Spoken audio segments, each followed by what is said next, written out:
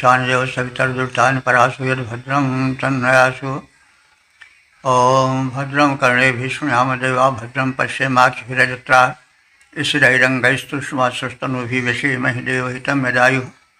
ओं वेदप्रेमियों सुधी श्रोताओं संप्रति हम सब ऋग्वेद के सप्तम मंडल के 95वें सूक्त की व्याख्या में प्रवेश करने जा रहे हैं। इस सूक्त में 6 मंत्रों का संकलन है। सभी मंत्र त्रिष्टुप नाम के छंद में निबद्ध हैं। मंत्र दृष्टा से वशिष्ठ में वरुण देवता सरस्वती। इस सूक्त के प्रथम मंत्र का शीर्षक है सरस्वती नदी की वेगवती धारा। अब संबंधित मंत्र का सर्वप्रथम सस्वर पाठ हो जाए। प्रक्षोदसाधाजसा सहस्र एषा सरस्वती धरुढवाजसीपोः प्रभावधाना रथ्ये वजाति विश्वा अपामहिना सिन्धुरन्योः। इस प्रथम मंत्र में सरस्वती नदी की वेगवती धारा और उसके प्रवाह की प्रशंसा है। तो अब यह देखना है कि सरस्वती नदी तो अब लुप्त हो गई है, लेकिन कथन आज के ही परिप्रेक्ष्य में किया जा रहा है और प्रथम विशेषण उसका बताएगा कि वेगवती है और चलती है तो हाहाकार बचाते हुए चलती है, लेकिन फिर भी बड़ी उपयोगी है। तो सरस्वती नदी की इतनी प्रशंसा क्यों की गई है, इसका ध्यान देना है। वो सप्त सैंधव प्रदेश था, 7 नदियाँ थी और किसी नदी की प्रशंसा नहीं की गई है। सिंधु नदी की ये सब सहायक नदियाँ कही गई हैं। सरस्वती है, वितस्ता है और जिसको हम आज झेलम कहते हैं, क्या क्या कहते हैं, व्यास है। तो इन सब की प्रशंसा क्यों नहीं की गई है? सरस्वती नदी की ही प्रशंसा क्यों की गई? इसका तात्पर्य या इसके आशय को समझने में हमें थोड़ा टिकना पड़ेगा। जिस समय ये मंत्र लिखे गए उस समय सरस्वती एक प्रबल नदी थी। आज तो यह नदी अंतः सलिला हो गई है, ऊपर उसकी धारा नहीं दिखाई पड़ती है, लेकिन उस समय इसका प्रवाह बड़ा वेगवान था।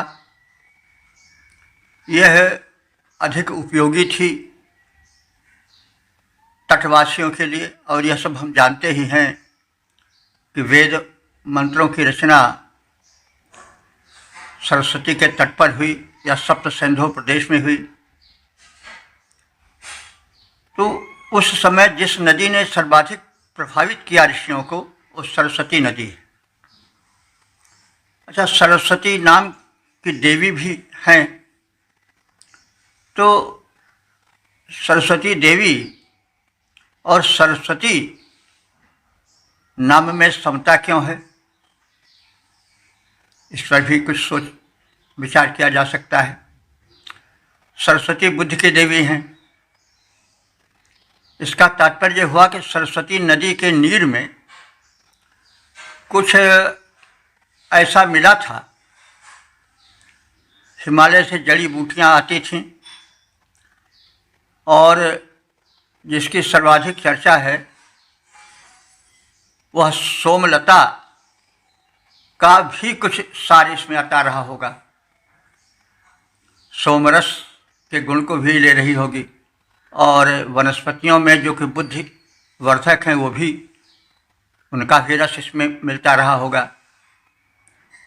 इन्हीं सब कारणों से यद्यपि सप्त सिंधु प्रदेश है, 7 नदियों वाला प्रदेश है, लेकिन सरस्वती को इसीलिए चुना गया होगा।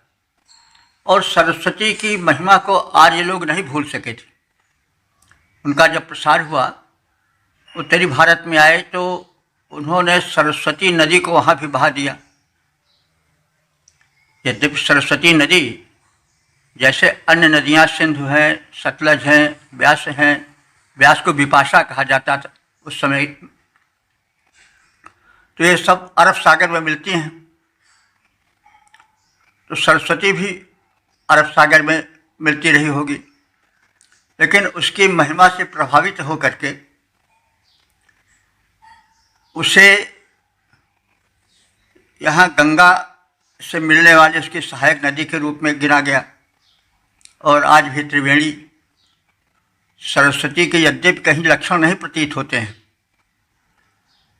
वहाँ कुछ दूर अगर खोदा जाए तो सरस्वती नदी का कुछ स्थान नहीं दिखाई पड़ता, बल्कि इधर तो अब खुदाई भी हो रही है। पता चलता है कि राजस्थान वगैरह में सरस्वती के अवशेष मिल रहे हैं, नीचे काफ़ी जल मिल रहा है सरस्वती का।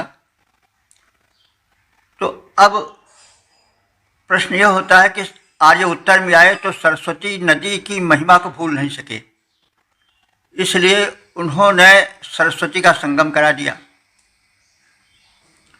और इस पर हमने विचार किया कि ऐसा क्यों भाई, गंगा जमुना सरस्वती कैसे मिली होंगी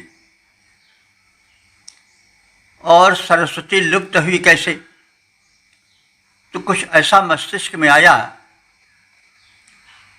कि सरस्वती नदी का वर्णन जो है वह द्वापर युग तो मिलता है, द्वापर युग तक, क्योंकि जो बलराम जी थे क्रोधी थे ही, वो जब आए जहाँ कथा भागवत हो रही थी, पौराणिक सूत जी कथा कह रहे थे नैमिषारण्य में, तो सब ऋषि तो खड़े हो गए बलराम जी के स्वागत में, लेकिन जो सूत जी थे वो व्यास गद्दी पर बैठे थे, नहीं खड़े हुए। तो बलराम जी ने उनका सर उड़ा दिया। तो इस पर ऋषिगण कुछ रुष्ट हुए और उन्होंने कहा भाई देखिए यह बैठा था, भले पहले शूद्र मतलब पंचम वेद जो ये पुराण रचा गया, तो व्यास जी ने सूत को मानी चौथे वर्ण को अधिकारी बना दिया पुराण का। तो सूत वैसे यह ब्राह्मण जात के नहीं समझ पड़ते हैं, ये ब्राह्मणेतर जात के थे। लेकिन बाद में जब शूद्रों में शिक्षा का अभाव हो गया तो ब्राह्मण उस व्यास गद्दी पर बैठने लगे।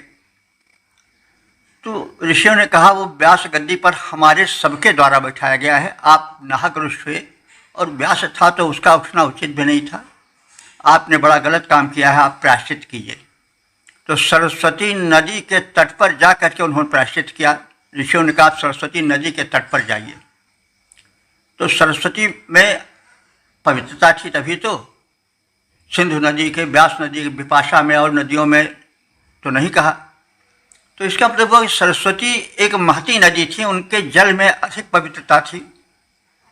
कुछ जड़ी बूटियाँ हिमालय की इसमें विशेष रूप से आती होंगी, जैसे गंगा में है, गंगा का जल पवित्र है, उसमें कीड़े नहीं पड़ते हैं, वह जल मतलब बड़ा पवित्र माना जाता है। उसमें कुछ केमिकल्स जड़ी बूटियों कैसे हैं जो कि बड़ी ही महत्वपूर्ण हैं और उपयोगी हैं। तो सरस्वती फिर लुप्त हो गई द्वापर के बाद। तो इसका कारण कुछ रहा होगा। ऐसा समझा जा सकता है कि पहाड़ की चोटियाँ खिसकती रहती हैं, तो हिमालय की चोटी भूचाल के कारण या किसी अन्य कारणों से गिर गई होगी, बड़ी भारी चट्टान, तो प्रवाह रुक गया होगा सरस्वती का और वह इधर उधर बिखर गया। तो वो कुछ गंगा के प्रवाह में मिला, कुछ यमुना के प्रवाह में मिला। तो इस प्रकार से सरस्वती गंगा और यमुना के साथ प्रयाग में आई। तो इस तरह से संगम कहा जा सकता है। वैसे यह सरस्वती जो है वो तो अरब सागर में गिरी है, क्योंकि सारी सहायक नदियाँ सिंधु की जो व्यास सतलज आदि हैं वो सब अरब सागर में गिरती हैं।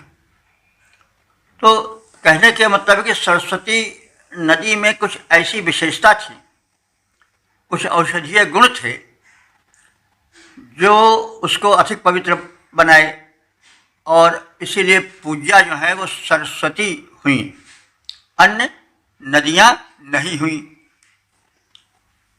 और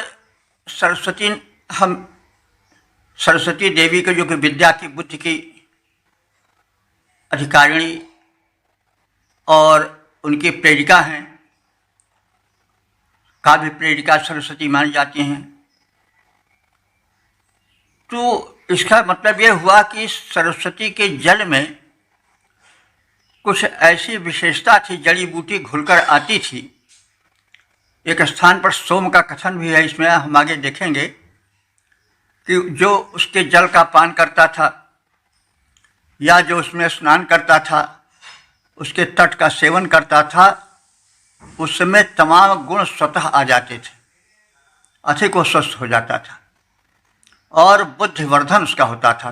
सरस्वती नदी जो है बुद्धिवर्धिका थी, ज्ञानदायिनी थी, इसलिए ज्ञान की अधिष्ठात्री देवी सरस्वती को इस सरस्वती प्रवाह से जोड़ दिया गया।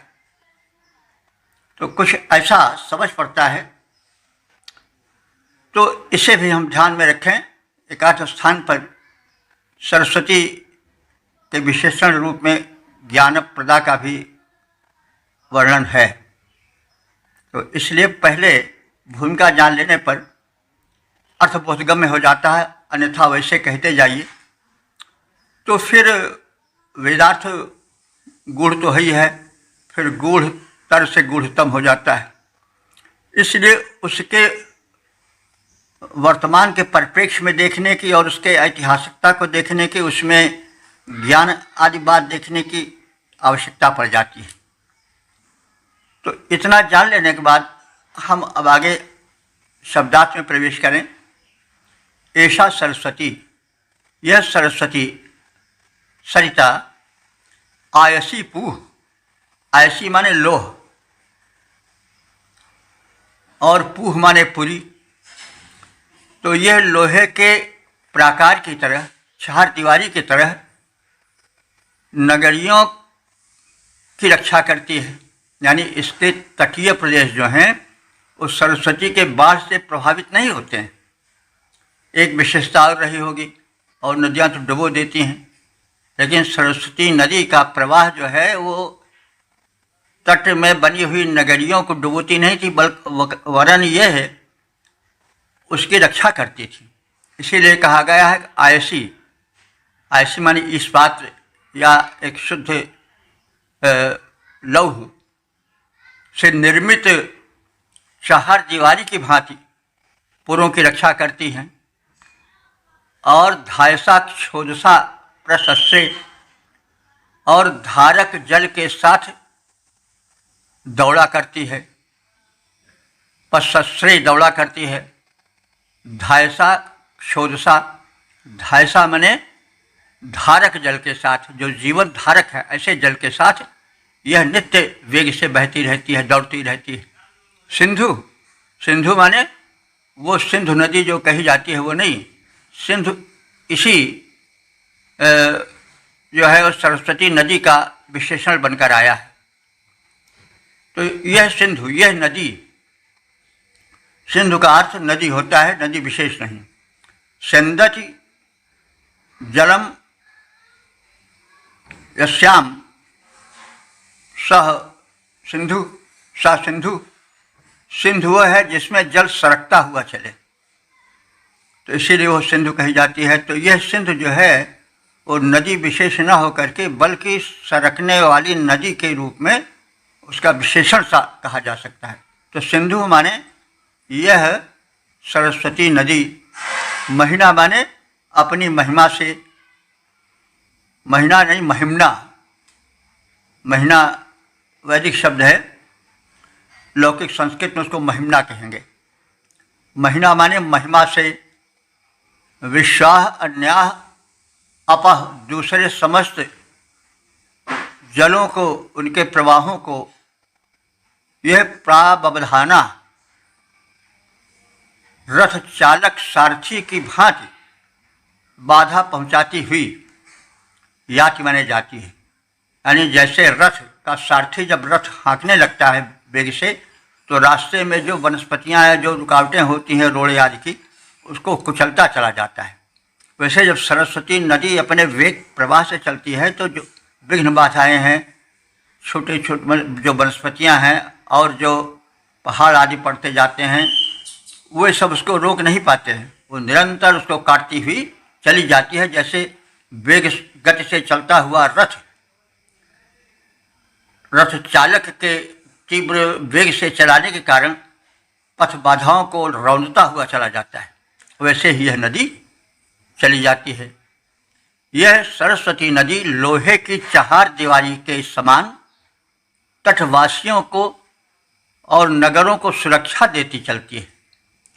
जल से भरी हुई दौड़ती हुई यह प्रवाहित होती है। अपनी महिमा से अन्य जल प्रवाहों को बाधित करती हुई कुशल रथ चालक सारथी की भांति पथ के बाधक तत्वों को काटती छांटती हुई, उनको बहाती हुई अबाध गति से वेग से प्रवाहित होती जाती है।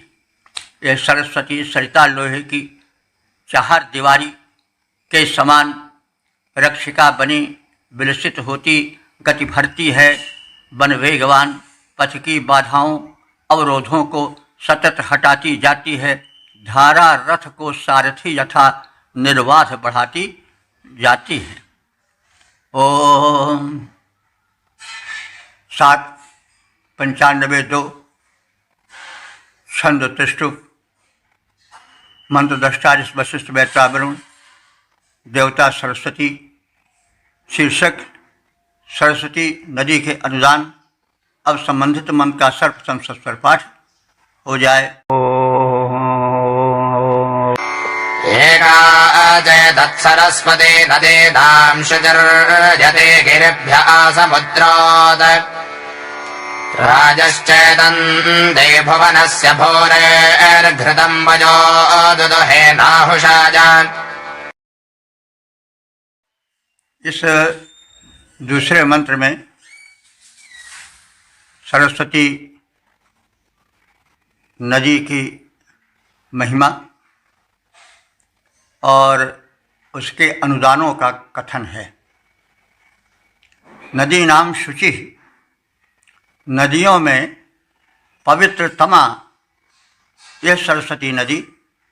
गिरिभ्य आसमुद्रात यति, गिरिभ्या माने पहाड़ों से, यानी हिमालय पर्वत से लेकर के, आसमुद्रात माने समुद्र पर्यंत, यति माने जाने वाली है। और एका सरस्वती अचेतन, यह एक ही सरस्वती नदी चेतना युक्त गति से चला करती है।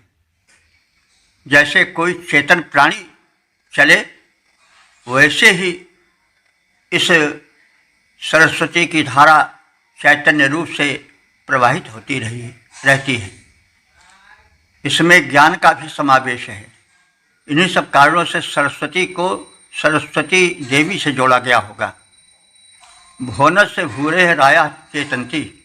भुवनस्य माने पृथ्वी पर के, भूरे माने बहुत से जनों को, राया माने समृद्धियाँ, चेतंती माने प्रदान करती हुई, बताती हुई यह चलती है। नाहुषाय पया घृतम दुदुहे। नाहुषाय माने राजा नहुष को प्रजाओं के लिए दुग्ध घृत देती हुई चलती है। यानी जो तटवासी लोग हैं उनको यह अपने प्रभाव से दुग्ध घृत देती चलती है। मतलब इसके तट पर तमाम पशु, गाय आदि चरती हैं और उनके चरने से गायों में शुद्ध दुग्ध स्तनों में भर जाता है। तो इसीलिए यह कहा गया है कि वो तटवासी जनों को घृत और दुग्ध का दान करती चलती है। और जैसे राजा नहुष घृत और दुग्ध से परिपूरित हुए थे, वैसे यह नदी भी तटवासियों को घृत और दुग्ध से परिपूरित कर देती है। नदियों में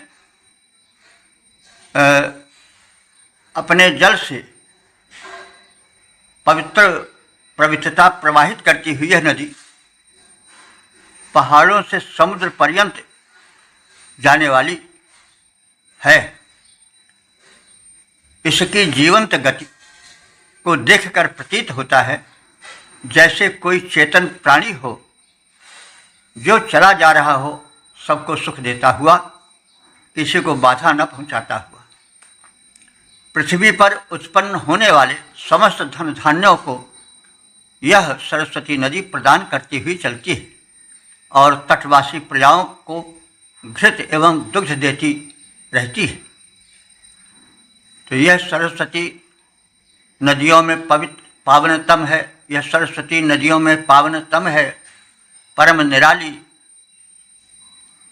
गिरि से लेकर सागर पर्यंत यह सरिता जाने वाली धन धान्य प्रदात्री यह चेतन प्राणी जो दौड़ी जाती तटवासी प्रजावृंद को यह घृत दुग्ध पिलाती।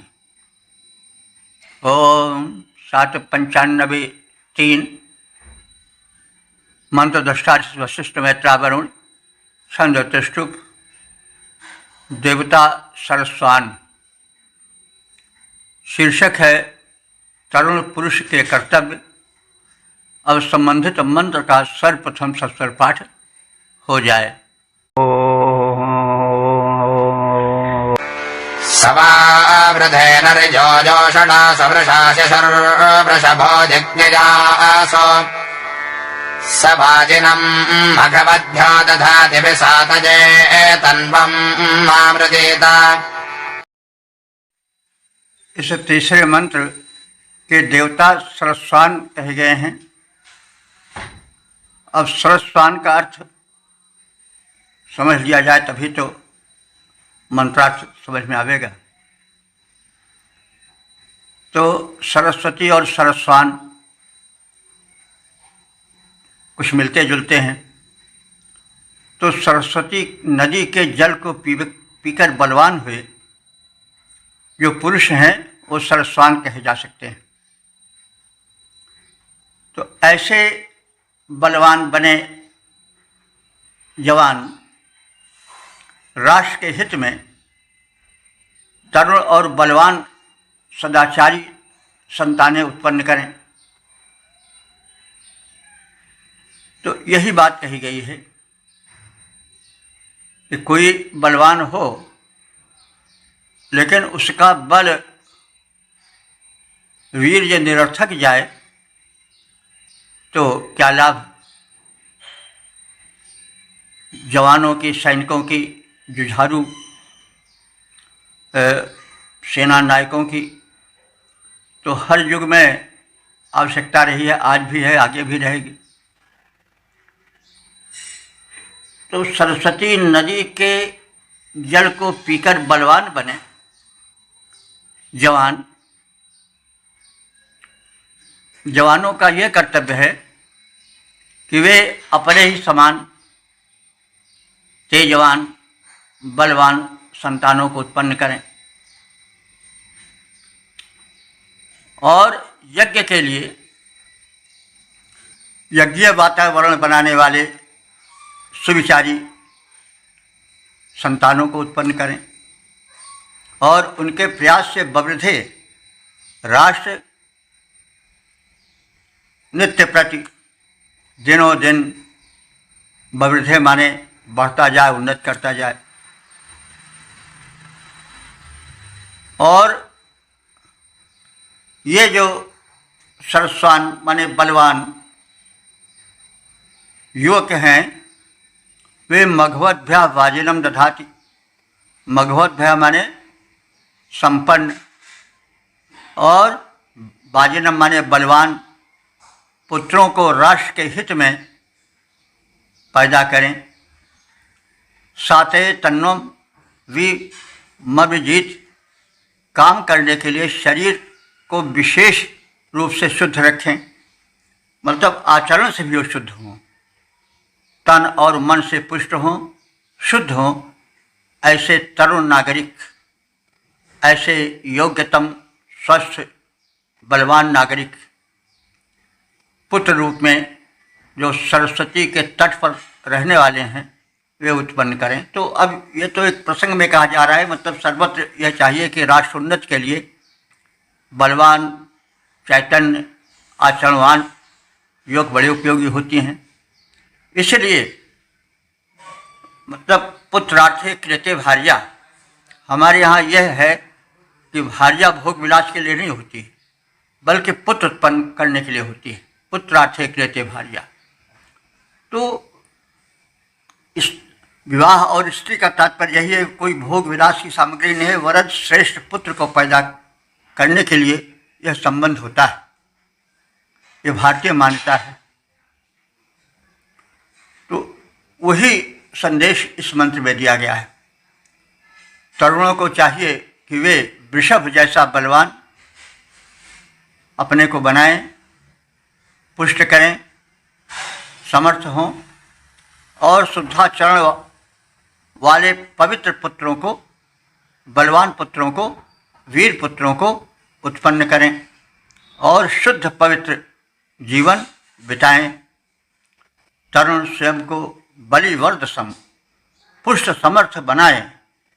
तरुण स्वयं को बलिवर्द सम पुष्ट समर्थ बनाएं। शुद्ध पवित्र आचरणशीला युवत समागम पाएं, करें वीर संतानें पैदा, राष्ट्र सशक्त बनाएं। भोगोन्मुख मत रहें, भोगोन्मुख मत रहें, स्वजीवन स्वस्थ पवित्र बिताएं। ओम 795-4 वशिष्ठ मैत्रा वरुण छंद त्रिष्टुप देवता सरस्वती शीर्षक सौभाग्य प्रदा सरस्वती। अब संबंधित मंत्र का सर्वप्रथम सस्वर पाठ हो जाए। उतस्यानः सरस्वती जुषाढोपश्रवत्सुभगा जज्ञे अस्मिन् मृतज्ञभर्णभस्यैर्जाना राजा जुजाचिदुत्तरा सखिभ्यः। इस चौथे मंत्र में यह कथित है कि सरस्वती नदी सौभाग्यवती है, सुभग है, सुभगा है। सुभगा कहते हैं कि भग कहते हैं ऐश्वर्य को, और सुभगा माने श्रेष्ठ ऐश्वर्य वाली, यानी ऐश्वर्य संपन्ना, उत्तम ऐश्वर्य संपन्ना जो है वो सुभगा है। तो ये सरस्वती नदी जो है वो सुभगा है। और नह अस्मिन यज्ञे उपश्रवत, नह माने हम सबके, अस्मिन इस यज्ञ में उपश्रवत माने हमारी सबकी स्तुतियाँ सुने। मृतज्ञ भी नमस्यै याना, हम सब विनत भाव से घुटने टेक कर नमन करने वाले हैं, उपासक है।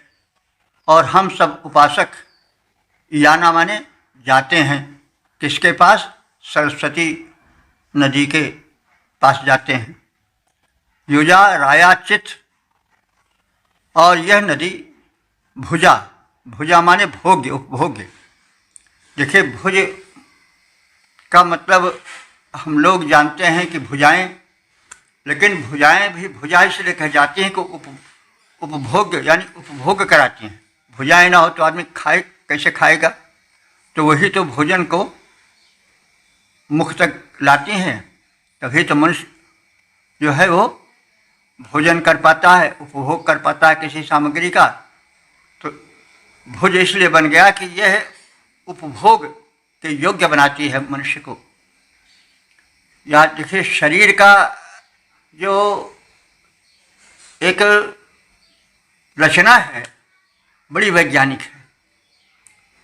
हाथ शरीर का एक अंग है और अर्जन वही करता है, लेकिन वो किसको देता है भोजन? मुख को। ये नहीं कहता कि हम भाई तुम्हें नहीं देंगे, पैदा तो हमने किया है, कमाई तो हमने किया है।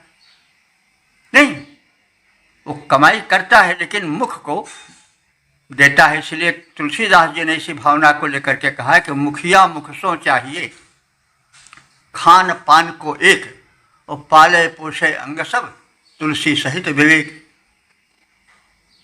मुख कहे कि भाई हम खाए हैं, हम पेट को क्यों दें? नहीं, भुजा सौभाग्य से, अपने मतलब सहज भाव से मुख को देती है अपनी कमाई, और मुख स्वयं नहीं रखता है, उस भोज्य को चबा करके पेट को दे देता है, और पेट भी अपने में नहीं रखता है, वो पचा करके सारे अंगों का पोषण करता है। तो यही समाज के संगठन का रूप है। ये नहीं कि हाथ कहे भैया हम तुम्हें नहीं देंगे, मुख क्यों दें, कमाया तो हमने, मुख चबाए तो कहे हम पेट को नहीं देंगे, चबाए तो हम रहे हैं, अब हम पाए गए हैं, हम क्यों दें किसी को। पेट कहे कि ठीक है हम पचाए रहेंगे और हम मेहनत हम कर रहे हैं, रक्त हम बना रहे हैं, हम पूरे शरीर को दें, हम अपने को ही देंगे, तोंद बढ़ाएंगे, तो फिर ये तो काम नहीं चलेगा। तो शरीर है, लेकिन शरीर यह शिक्षा देता है कि आप एक बलिदान की भावना रखो, और प्रत्येक अंग, प्रत्येक शरीर का भाग सहयोग देता है। तो यही सहयोग राष्ट्र में, समाज में होना चाहिए, परिवार में भी यही होना चाहिए। यह सहयोग खत्म हो जाता है तो चाहे परिवार हो वो टूट जाता है, चाहे समाज हो वो टूट जाता है, चाहे राष्ट्र हो वो टूट जाता है।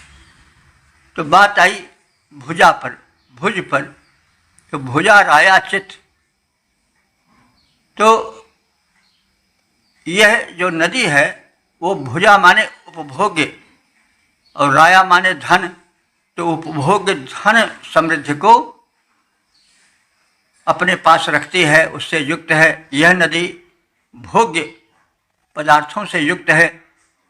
सखिभ्य उत्तराम, मित्र भाव से रहने वालों को, तटवासियों को उच्चतर अवस्था देती है, यानी उनको समृद्धि दे करके उच्च स्थान पर रखती है, धन संपन्न युक्त रखती है।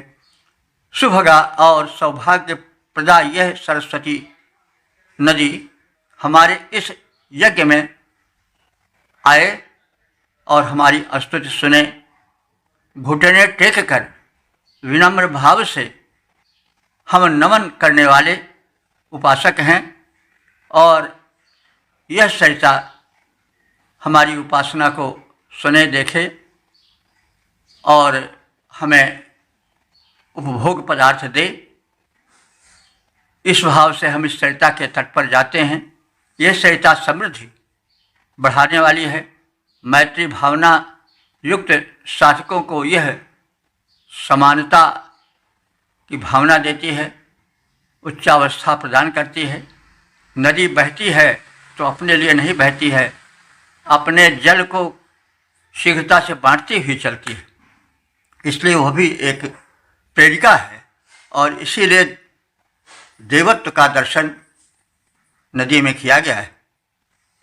नदी बहती है, पहाड़ों को काटती छांटती हुई बड़े वेग से मैदानों में आती है, इसलिए कि कोई भूखा प्यासा न रह जाए। तो इसीलिए वो पूज्य है। जो दिव्य है वही तो पूज्य होता है, और जो दानवती है, जो प्रदान करती रहती है, वही पूज्य बन पाती है। तो नदी का जीवन आदर्श जीवन है। वो पर्वतों के शिलाखंड को तोड़ती हुई, भागती हुई चली जाती है मैदान में, कि प्राणी, ऐसा कोई प्राणी न रहे जो भूखा रह जाए, प्यासा रह जाए, इसलिए वो वेग से आती है, वेग से चली जाती है। सौभाग्यप्रदा यह सरस्वती इस यज्ञ भूमि पर आए, स्तुति सुने हमारी, सुन करके प्रसन्नता पाए। घुटने टेक नमन करने वाले तट पर जाते हैं, मैत्री भक्ति भाव से पूरित वे समृद्धि पाते हैं। ओम 795 मंत्रदृष्टा विशिष्ट मैत्रावरुण छंद त्रिष्टुप देवता सरस्वती शीर्षक सुखपूर्वक जीवन बिताने की इच्छा। अब संबंधित मंत्र का सर्वप्रथम सत्स्वर पाठ हो जाए। इमाजुह्वानाजुष्मदा नमाभ्यः प्रतिस्त्वामम् सरस्वति जुषस्व तव शर्मन् प्रियतमे दधाना उपस्थेदाम शरणन्न वृक्षम्। इस पांचवें मंत्र में सरस्वती नदी की महत्ता और उनके आश्रय में जीवन सुखी बिताने का कथन और प्रार्थना है। सरस्वती हे सरस्वती सरित इमा जुह्वाना, तुम्हारे माध्यम से जो अन्न उपजा है और उसी अन्न से हम यज्ञ करने में समर्थ हो पाते हैं। नमो भी युष्मत आ, नमन पूर्वक तुमसे हम अधिक अन्न प्राप्त करने की स्तुति करते हैं। अस्तोमम प्रति जुषस्व, अस्तोम माने हमारे स्तोत्रों को, प्रार्थनाओं को, प्रति जुषस्व माने सुनो और उसका उपभोग करो, उससे प्रसन्न हो। तव प्रियतमे शर्मन दधाना, तुम्हारे द्वारा प्रदत्त अत्यंत प्रिय सुख हम धारण करते हैं। तव प्रियतमे शर्मन दधाना, तव माने तुम्हारे, प्रियतमे माने परम प्रिय, शर्मन माने प्रदत्त सुख को, दधाना माने हम धारण करते हैं, यानी तुम हम सबको आश्रय देती हो, और शर्म माने सुख देती हो जिसको हम धारण करते हैं, जिससे हम धन्य बने हुए हैं। शरणम न वृक्ष उपस्थेयम, शरणम न वृक्षम, जैसे शरण प्रदाता वृक्ष की छाया में पक्षी सुख से रह पाते हैं, वैसे तुम्हारे शरण में हम भी सुख से रह सकें, यानी वृक्ष की तरह तुम्हारे शरण में हम रहें। जैसे वृक्ष का आश्रय लेने वाले पक्षी सुख से रहते हैं, सुरक्षित रहते हैं, वैसे हम तुम्हारे आश्रय में रहकर सुखी और सुरक्षित रहें। हे सरित सरस्वती देवी, तुम्हारे माध्यम से उपजे हव्यान से हम सब यज्ञ करने में सफल हो पाते हैं। हम तुमसे नमन पूर्वक अधिक अन्न प्राप्त करें, ऐसी प्रार्थना है, इस हेतु स्तुति है। जैसे आश्रय लेने वाले वृक्ष के पक्षी सुरक्षित रहते हैं, वैसे हम तुम्हारा आश्रय लेकर के तुम्हारे तट पर बस करके सुरक्षित सुखी संपन्न रहते हैं। यह आपकी कृपा है जिसके हम जो हैं वे अधिकारी हैं और उसके प्रति हम कृतज्ञ हैं। हे सरित सरस्वती देवी, तुम्हें हव्यान चढ़ाते हैं। हे सरित सरस्वती देवी, तुम्हें हव्यान चढ़ाते हैं। इस प्रकार कर यजन तुम्हारा अधिक अन्न पाते हैं। हे यजनीय सरस्वती, तुम स्तुति सुनो हमारी, तेरे आश्रय तरु में खगवत हम सब रहें सुखारी। ओम 795-6 मंत्र दुष्टारिष वशिष्ठ मैत्रावरुण छंद तुष्टु देवता सरस्वती। शीर्षक सुरक्षार्थ प्रार्थना। अब संबंधित मंत्र का सर्वप्रथम सस्वर पाठ हो जाए। अजमुदय सरस्वती वसिष्ठोद्गारावृतस्य सुभगेभ्यावः वर्धशुभ्रेस्तुभतेराशिवाजान्योजम्पादस्वस्तिभिः सदा नः। यह छठा मंत्र इस सूक्त के समापन का मंत्र है। इसमें मंत्र दृष्टा ऋषि वशिष्ठ आत्मनिवेदन प्रस्तुत करते हैं और कहते हैं कि सुभगे सरस्वती, हे शोभन धन वाली सुभगा सरस्वती, अयम वशिष्ठ, स्तुति गान करने वाला तुम्हारा भक्त यह मंत्रद्रष्टा ऋषि वशिष्ठ तेरे तस्य द्वारो वियावह, तुम्हारे लिए यज्ञ के दोनों द्वार खोल रहा है। शुभ्रे अस्तुते वर्ध, शुभ्रे माने हे शुभ्र वर्ण वाली देवी सरस्वती, स्तोता का हित करने के लिए आगे बढ़ो। स्तुति वर्ध, स्तुति में स्तुत करने वाले इस स्तुतिकर्ता के हित के लिए वर्ध माने आगे बढ़ो। वाजान राशि, वाजान माने अन्न भी होता है, बाजान माने बल भी होता है। तो इस उपासक को वाजान राशि, तुम अन्न धन दो। यूयम स्वस्थ भी न सदा पात, तुम कल्याण साधनों से सदा हमारी रक्षा करती रहो। हे सुभगे सरस्वती देवी, यह उपासक वशिष्ठ यज्ञ का द्वार तुम्हारे लिए खोलता है, यज्ञ में संलग्न होता है। हे शुभ वर्णा देवी, उपासक के हितार्थ तुम गतिशील रहो, कभी रुको नहीं, उसे अन्न प्रदान करो। तुम अपने कल्याण साधनों से हमारी सुरक्षा करती हो। तेरे तट पर यह वशिष्ठ ऋषि उत्तम यज्ञ रचाता करके अनुष्ठान यज्ञों का अपनी भक्ति जताता रहो। सदा गतिशील भक्त हित अन्न प्रदान करो, निज मंगल साधन द्वारा मेरा कल्याण करो। ओम। यह छठा मंत्र समापन का मंत्र था। ऋग्वेद के सप्तम मंडल के 96वें सूक्त में प्रवेश कर रहे हैं।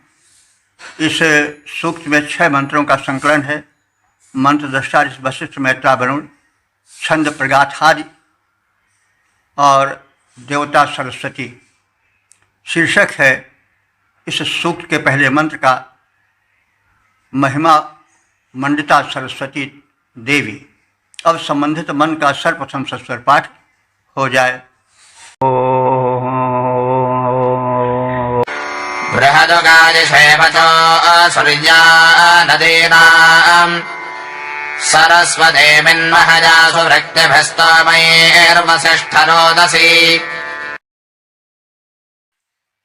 इस प्रथम मंत्र में मंत्र दृष्टा वशिष्ठ अपने को संबोधित कर रहे हैं कि वे सरस्वती देवी की स्तुति करें, क्योंकि सरस्वती देवी दोनों लोकों में निवास करती हैं। स्वर्गलोक में ज्ञान की अधिष्ठात्री देवी सरस्वती बनकर रहती हैं और मर्त्यलोक में नदी बनकर प्रवाहित हैं। तो हे वशिष्ठ, भो वशिष्ठ, आत्मानं संबोध्य सरस्वत्याः स्तुतिं कुरु। तो तुम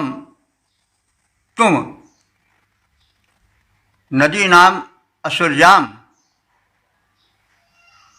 नदियों में असुर्य। तो यह नदियों में असुर्य हैं, नदियों में असुरा है। थोड़ा यहाँ रुकना पड़ेगा। जैसे असुर होता नहीं, असुर बलवान को कहते हैं। तो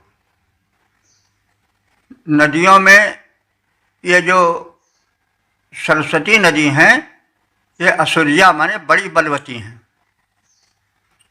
तो असुर शब्द के विषय में कई बार कहा जा चुका है। असुर बलवान को कहते हैं। बाद में कुछ असुरों में और सुरों में झगड़ा फंसी होगी और वो कहे होंगे कि हमसे ज़्यादा बलवान थोड़े हो, असुर हम रहेंगे।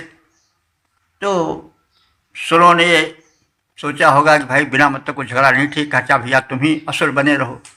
तो वे असुर बन गए, लेकिन जो उनके प्रति विरोधी भाव था वो आज भी झलक रहा है।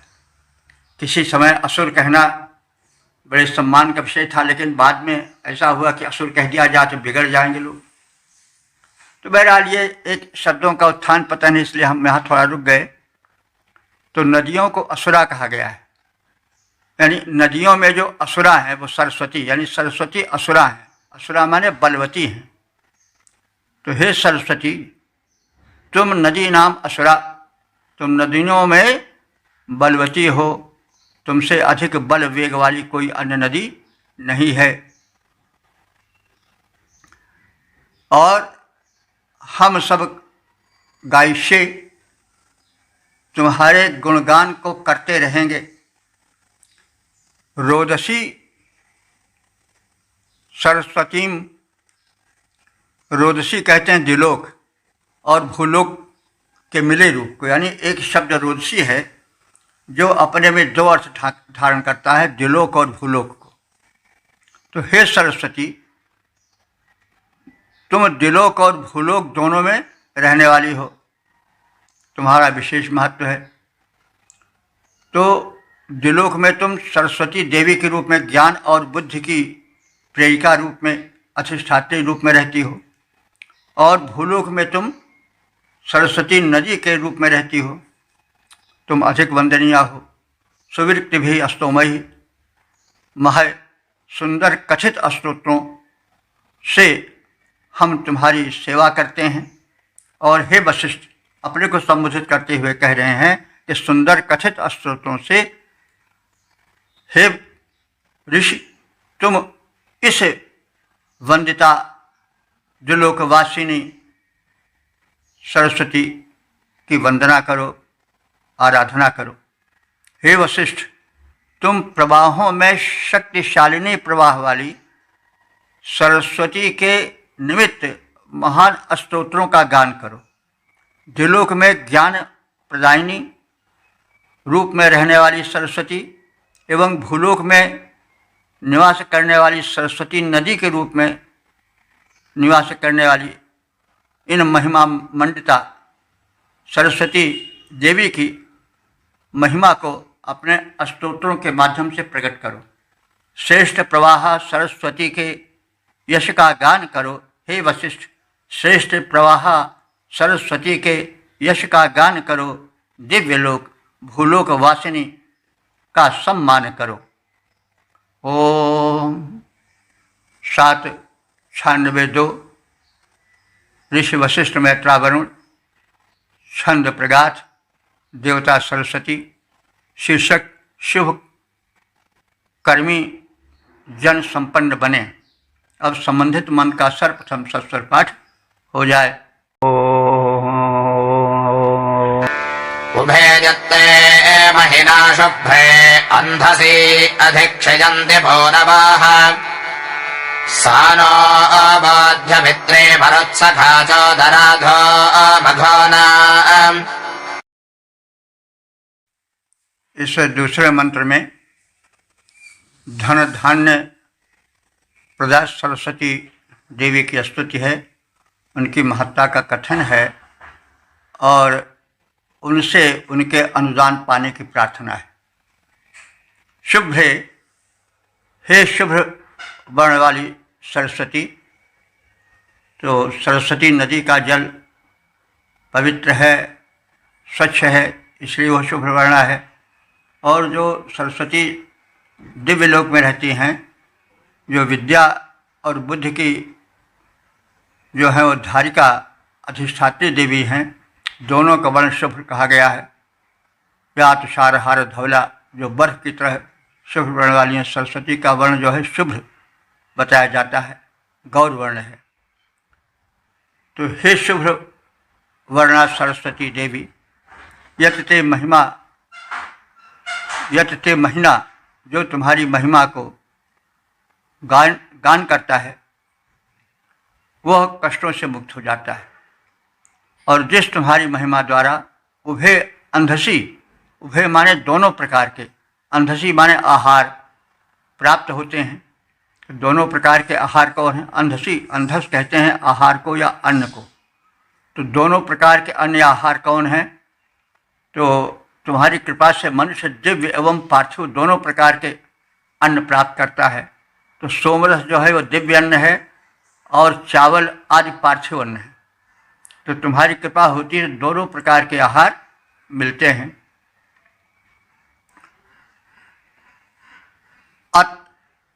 अवित्री न बोझ, सा माने वह, तुम सरस्वती हमारी रक्षिका बनो।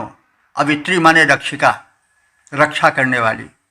और नह बोझ, हमारी समस्याओं को, हमारे हृदय के भावों को, आवश्यकताओं को बोझ माने जानो, तुम समझो। मरुत सखा मघोना राधा, मरुत सखा इंद्र मरुतों के साथ, मरुत सखा मरुतों के साथ, मघोना राधा, यह नदी धनी के यजमानों के घर अन्न प्रेषित करे।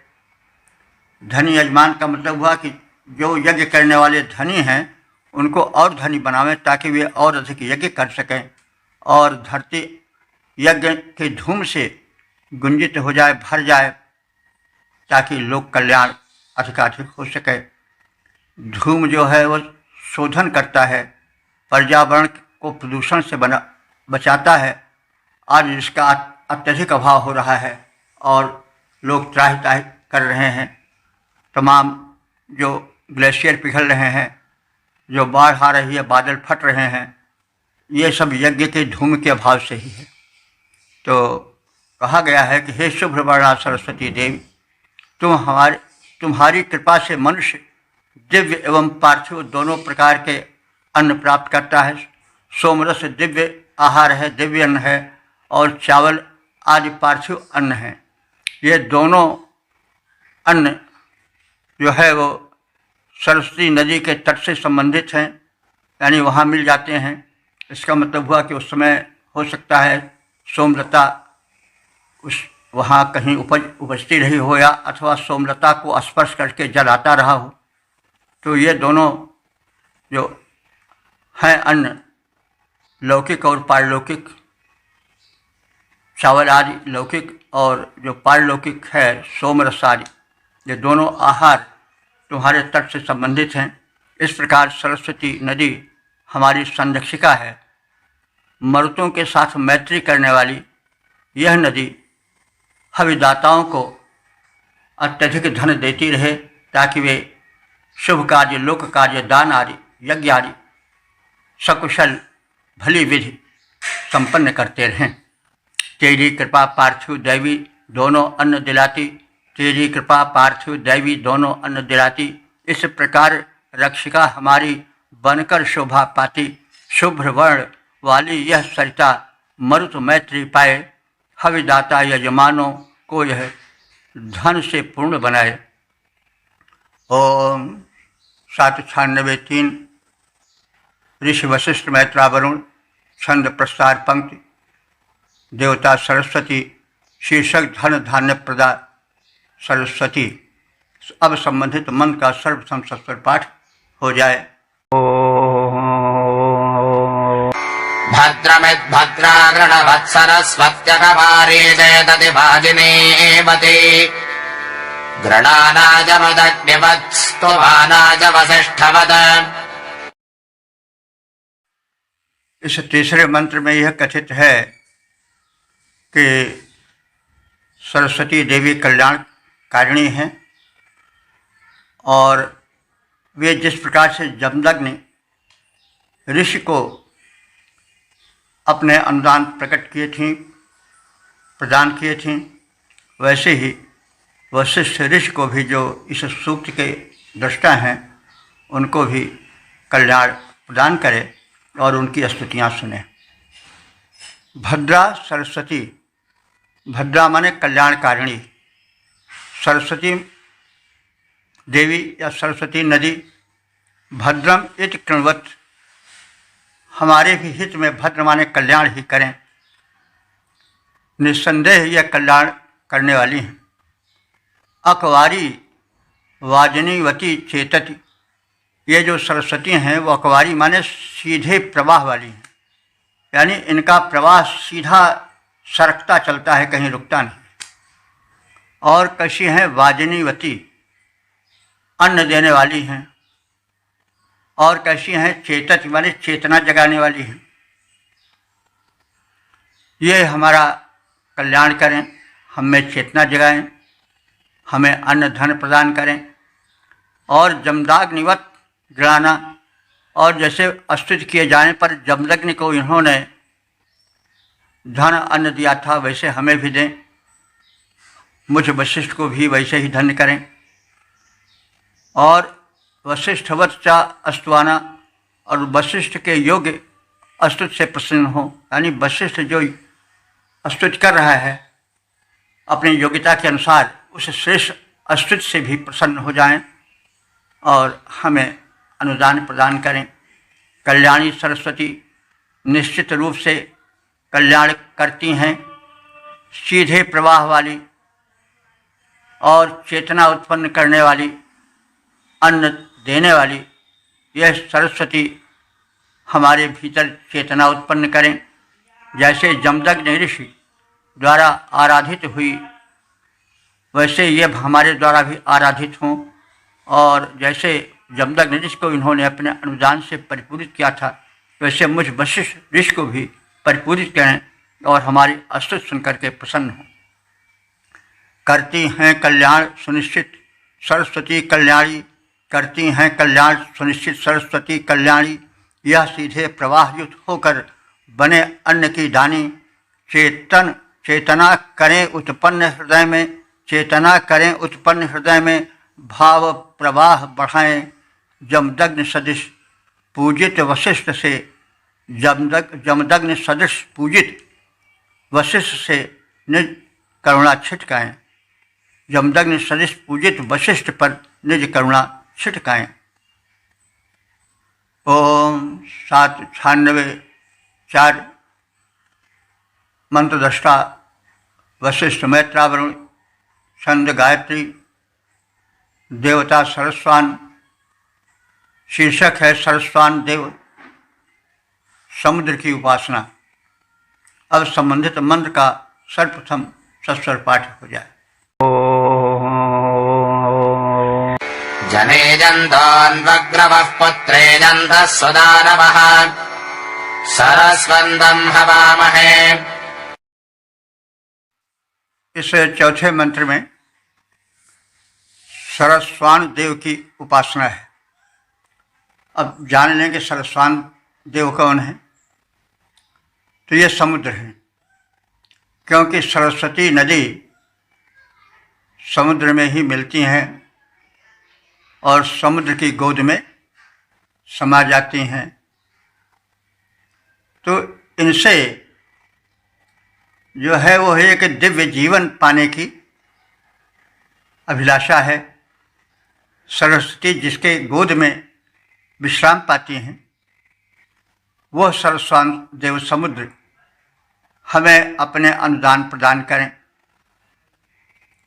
तो हम सब जनियंतः पत्नी वाले हैं, जो जनन करे वही जनियंत है।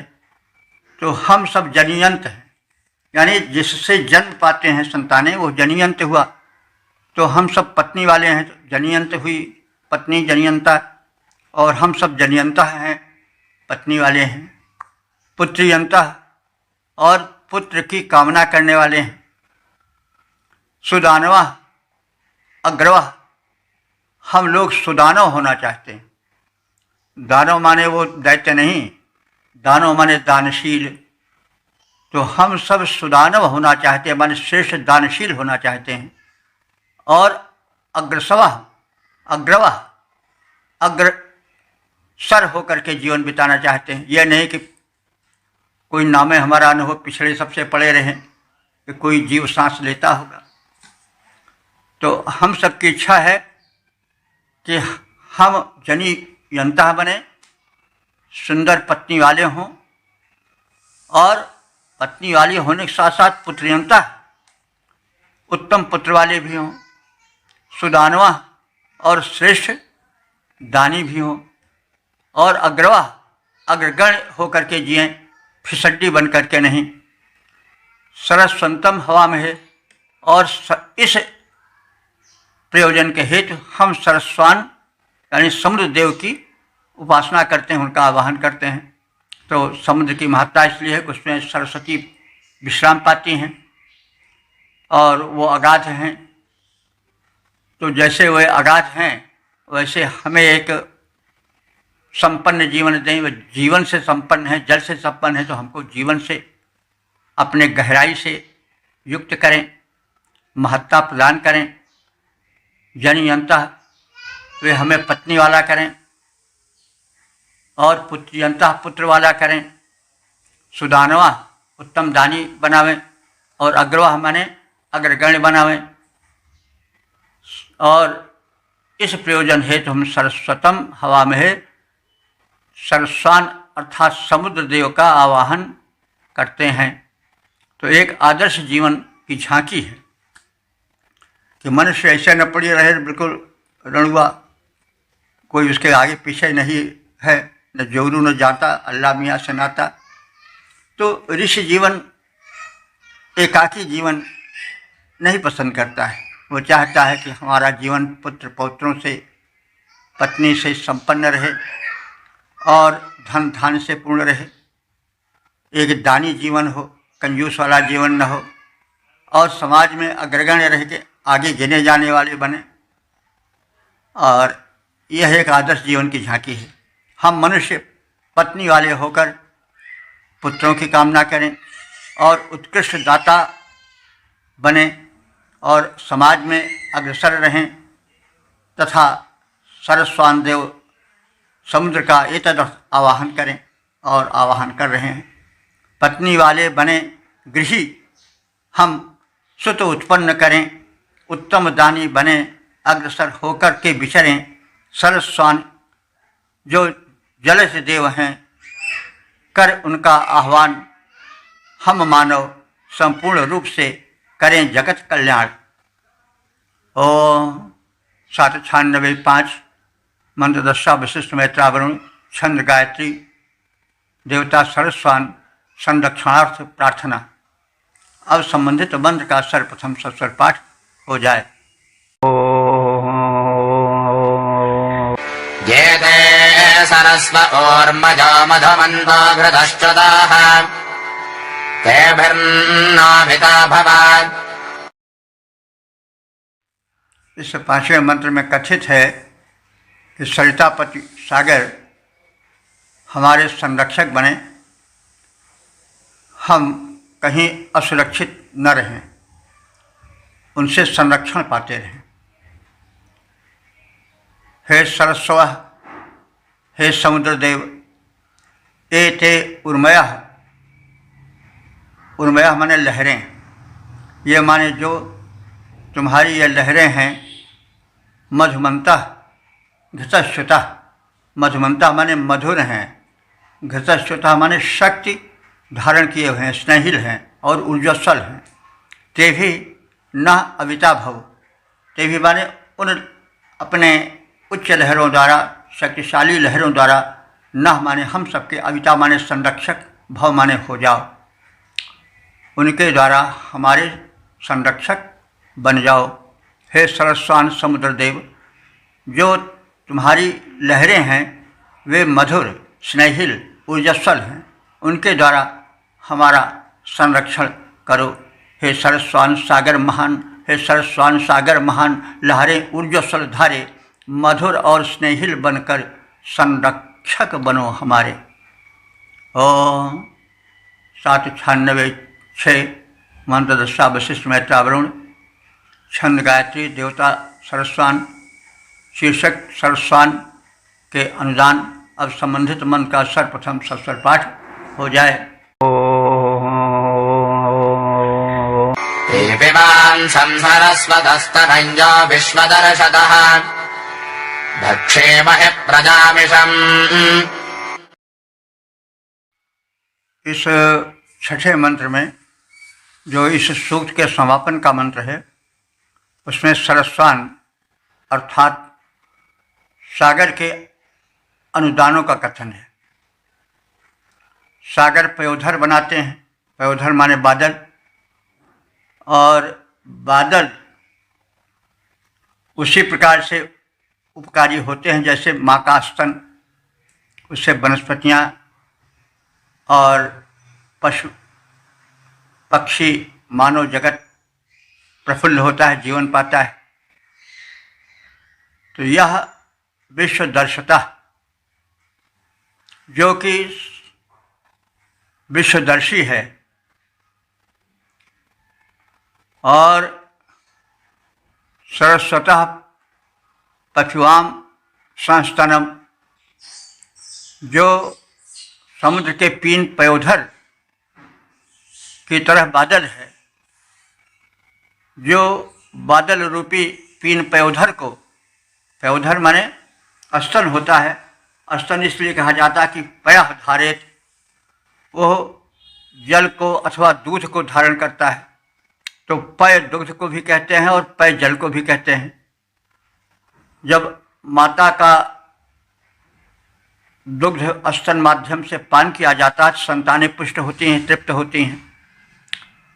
तो हे सरस्वान, हे समुद्रदेव, तुम विश्वदर्शी हो, संसार तुम्हारे दर्शन से तृप्त होता है, और तुम्हारा जो बादल है वो तुम्हारा स्तन है। तो यह विश्वदर्शिता जो समुद्रदेव सरस्वान देव इतने महान हैं कि उनका दर्शन सभी करना चाहते हैं। सरस्वतः पशुआम संस्तनम, सरस्वान समुद्र के पीन पयोधर का हम पान करें, यानी जो बादल हैं वे समुद्र के माध्यम से बनाए गए पीन पयोधर हैं, पुष्ट जल धारण करने वाला अथवा पुष्ट जल रूपी दुग्ध को धारण करने वाले हैं, और उस पयोधर का पान प्राण जगत करता है, हम सब करते हैं, और वो सब तुम्हारे कारण है। प्रजाम ईशम भक्षीमहि, माने जितनी प्रजाएं हैं, जितने पशु पक्षी मनुष्य हैं, वो सब तुम्हारी प्रजा हैं, और तुम्हारे उस स्तन के पोषण के माध्यम से सब लोग इस माने अन्न को पाते हैं, आहार को पाते हैं, और उसका हम सब भक्षण करते हैं। तो विश्वदर्शी सरस्वान समुद्र के पीन पयोधर का हम पान करते हैं, विश्वदर्शी सरस्वान समुद्र के पीन पयोधर का हम पान करते हैं, और वर्षा से उत्पन्न अन्न, फल फूल, वनस्पतियाँ और औषधियों को उन्हीं के माध्यम से हम प्राप्त करते हैं और बलवान बनते हैं तथा बलवती संतानें पैदा करते हैं। हे सरस्वान सागर महान, हे सरस्वान सागर महान, बादल हो तुम्हें उठाते, पीन पयोधर वे पय की धाराएं हैं बरसाते, वृष्टि माध्यम से तुम ही फल फूल अन्न उपजाते, जिसके सेवन से मानव बलवान पुत्र हैं पाते। तो इस प्रकार से हमने इस सूक्त के 6 मंत्रों के संक्षिप्त व्याख्या से परिचित हुए, और इस सूक्त में 6 मंत्र हैं। इसके पूर्व जो सूक्त था उसमें भी 6 मंत्र थे, सब मिलाकर 12 मंत्र हो गए हैं, और इन 2 सूक्तों के 12 मंत्रों का जोड़ कर दिया जाए तो कुल मंत्र जो अब तक ले व्याख्यायित हो चुके हैं उनकी संख्या हो चुकी है 5899। तो यह सब प्रभु की कृपा है कि हम सब इतने लंबे डग भर सके हैं, और जो कथित है भाव इन दोनों सूक्तों में, यह सभी सूक्तों की भांति सरस्वती नदी और सरस्वान की महिमा से युक्त है। यानी अन्य सूक्तों में जैसे प्रार्थना की जाती है और संबंधित देव की महत्ता बताई जाती है, उनसे याचना की जाती है, उनसे धन धान्य पाने और उत्तम संतानें पाने की प्रार्थना की जाती है, वैसे ही इन दोनों सूक्तों में भी यही है। संबंधित देव या देवता सरस्वती की और सरस्वान की वंदना है, उनसे धन धान्य पाने की प्रार्थना है, उनकी महिमा का गुणगान है, और उनके अनुदान हेतु प्रार्थनाएं हैं। सरस्वती नदी के विषय में कहा गया है, वे दिव्य लोक में सरस्वती देवी के रूप में ज्ञान के अधिष्ठात्री रूप में है, और सरस्वती नदी जो है भू पर प्रवाहित होती हैं, अपने अनुदान लुटाती हैं, अन्न धन आदि देती हैं, जिनसे हम सभी भूतलवासी तृप्त होते हैं, जीवन पाते हैं। तो इस प्रकार से इनकी महत्ता का कथन है, जिसको हम लोग अभी इस सत्र में सुन चुके हैं। तो अब आप सब देखे होंगे कि सूक्तों में, मंत्रों में संसार की वास्तविकता, दैवी शक्तियों का खेल, उनकी महत्ता, उनकी शक्तिमत्ता का कथन है और जीवन की भी व्याख्या की गई है कि मानव जीवन कैसा हो, परिवार कैसा हो और हम समाज में किस प्रकार से रहें। हमारे जो महत्वपूर्ण उपयोगी पदार्थ हैं या वस्तुएं हैं, उनको हम क्या माने, कैसे माने। वे यदि हमारा उपकार करते हैं, चाहे वनस्पति हों, चाहे सरिताएँ हों, चाहे जो हों, वे पूज्य हैं। और ऐसा भाव न रखने से आज बड़ा अनर्थ भी हो रहा है। हम सरिताओं में माता की या देवी की भावना नहीं करते हैं, इसीलिए उसमें कूड़ा कचरा फेंकते हैं और प्रदूषण युक्त बनाते हैं।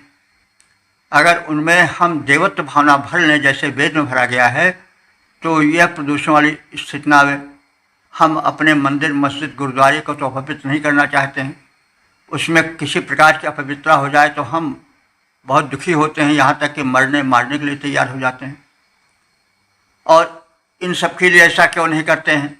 हम वायु देवता को प्रदूषित करते हैं, जल देवता को प्रदूषित करते हैं, नदियाँ प्रदूषण से कराह रही हैं, उनकी ओर ध्यान नहीं देते हैं।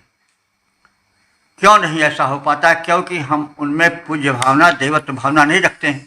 वेदों में क्या है? उनके प्रति पूज्य भावना है, देवत्व की भावना है। अब यहाँ पर स्पष्ट हो गई होगी बात कि हम वेद मंत्रों के प्रतिकूल चल करके किस प्रकार से जीवन को दुर्वह बना ले रहे हैं, रोगी दोषी बना ले रहे हैं। तो इन परिस्थितियों में हम अगर सूक्ष्मता से विचार करें तो सर्वाधिक आवश्यकता जिस धर्म की है वो वैदिक धर्म की है। हम वैदिक धर्म को अपनावें, यज्ञीय जीवन बितावें, तो संसार की 14 आना समस्याएं बिल्कुल समाधान को प्राप्त हो जाएंगी। ओम सर्वे भवन्तु सुखिनः, सर्वे सन्तु निरामयाः, सर्वे भद्राणि पश्यन्तु, मा कश्चित् दुःखभाग् भवेत्। ओम।